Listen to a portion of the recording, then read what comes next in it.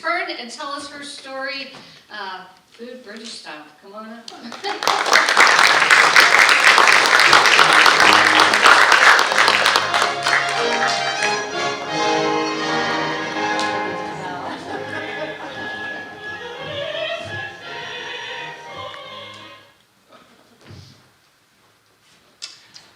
British English is a foreign language. I lived in England for a total of 7 years. 2 years, 3 years back in the States, and then another 5. And I agree with Winston Churchill when he said, 2 nations divided by a common language. We say parking lot, they say car park. We say flashlight, they say torch. If a Brit asks you for a spanner, you need to hand him a wrench.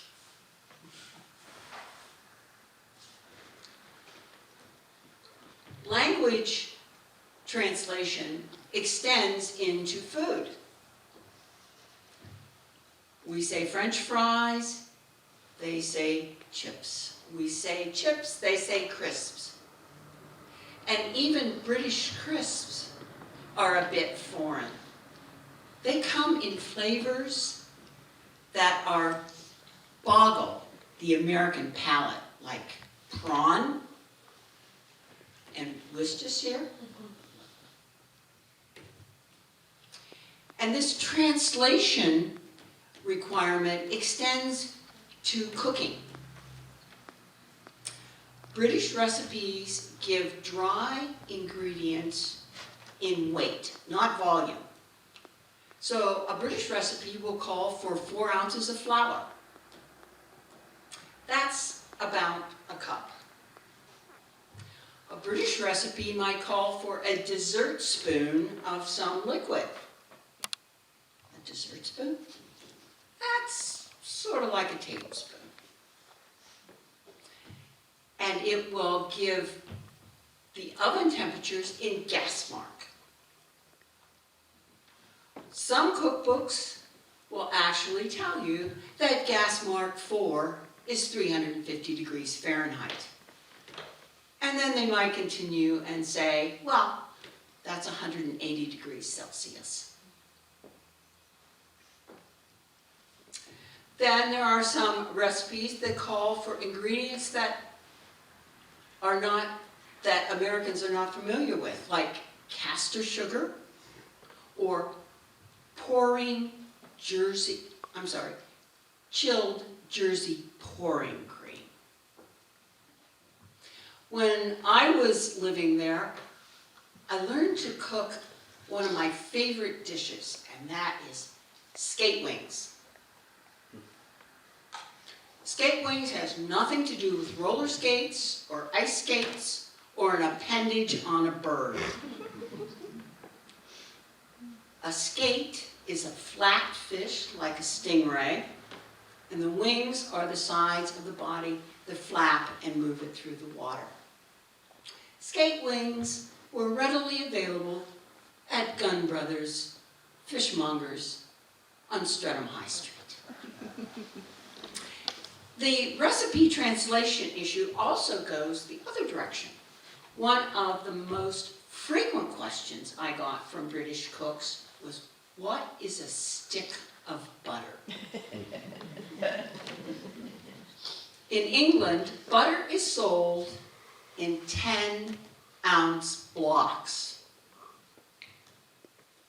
So a British cook, a stick is a total mystery to a British cook.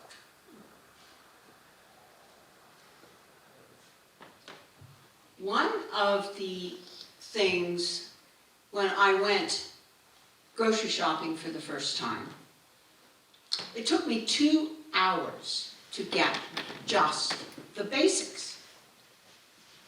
I walked into Sainsbury's. It looked like your typical giant eagle.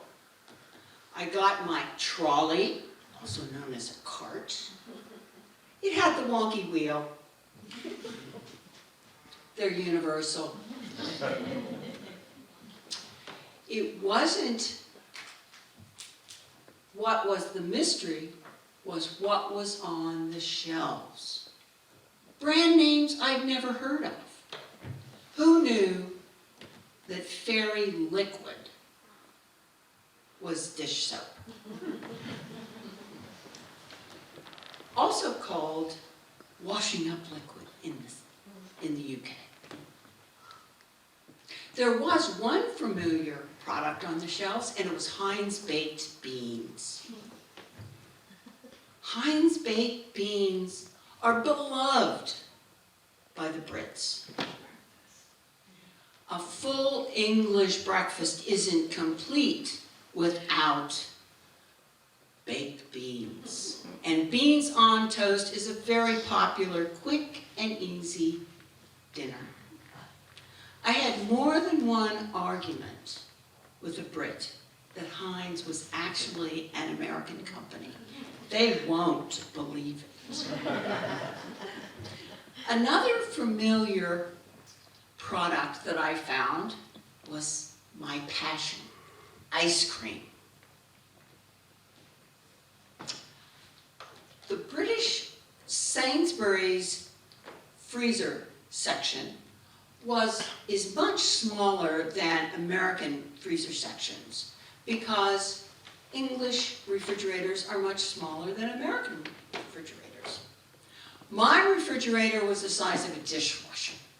It fit under the counter, and that freezer department was minuscule.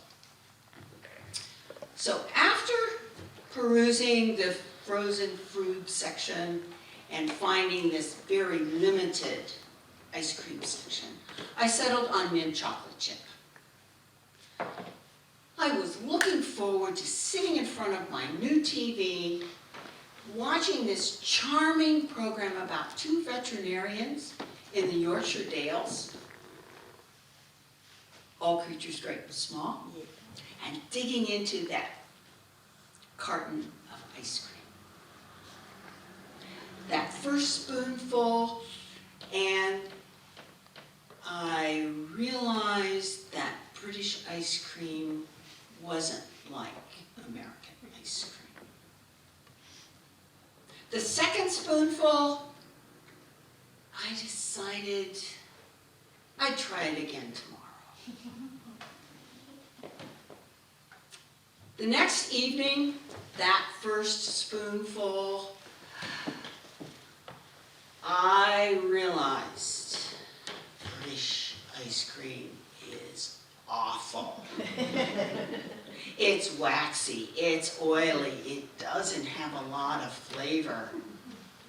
The only thing that British ice cream has in common with American ice cream is it's cold. I lived in a third-floor flat. That's a fourth-floor walk-up in American terms. And it was evening, and I decided I didn't want to walk down to the trash bins and back up 3 flights of steps. So I just put this carton of ice cream in the sink, let it melt, and in the morning I'd rinse it down the drain. In the morning, nothing had changed. That ice cream was sitting as pertly in that carton as it was the night before. I came home from work that day and it was still there. Nothing had changed. Obviously, no ice, no cream.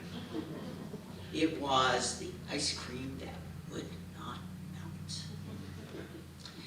That was a very long 2 years without any ice cream. But when I returned to London 3 years later, I was thrilled to discover Ben & Jerry's had crossed the pond.